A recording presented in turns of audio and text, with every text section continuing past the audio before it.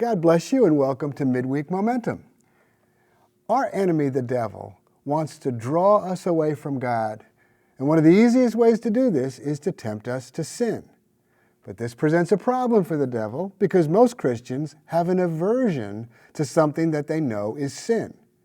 To get past this, the devil seeks for ways to deceive us. This is what he did to Eve. Eve knew what God had said, but the devil had deceived her into thinking that eating of the tree was something that was good rather than something that was sinful and dangerous. And I want to talk to you about one of the ways the devil works to deceive us. The devil endeavors to normalize something that God calls sin. He wants to make the sin so common in culture that we simply accept it as the normal way of things. Often our culture celebrates greed, even though God condemns it. Greed has been first tolerated, then celebrated, and even among certain Christians, greed is envied. Another example is sexual sin. This is a clear example of something the devil has successfully normalized. The devil has normalized sex outside of marriage. It is portrayed as normal and expected on TV and in the movies and in novels.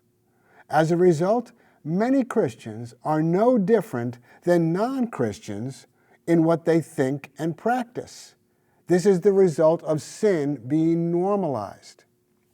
He has come close to succeeding in normalizing same-sex relationships, and he is now looking to do the same with transgender and the idea that what gender you are is only a matter of choice rather than birth.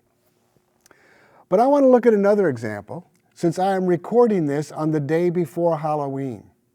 I want to highlight the normalization of the occult. There are almost as many lawn decorations for Halloween as you find at Christmas. Something is seriously amiss. Now, the Bible clearly condemns witchcraft and trying to communicate with the dead, seeking spiritual power anywhere but through Christ. There are no ghosts or aliens in the Bible, and yet all these and more are so frequently portrayed that it has become normal and accepted within our society. And we are affected by our society far more than we might be comfortable thinking. Now, American Christians often ignorantly and wrongly think that the occult only exists in third world countries with witch doctors and shamans. But we have as many witch doctors practicing in America today, but they're not called witch doctors. They're called New Age channelers. Children's books are filled with witches, warlocks, and magic spells, and parents think nothing of it. Video gaming is full of the occult.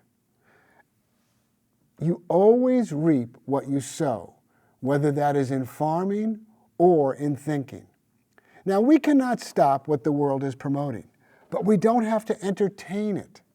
What you toy with, you will fall for. Jesus gave a sharp warning about this in Mark chapter 4, verse 24. I'd like to read it to you from the Amplified Version. And Jesus said to them, "Be careful what you are hearing.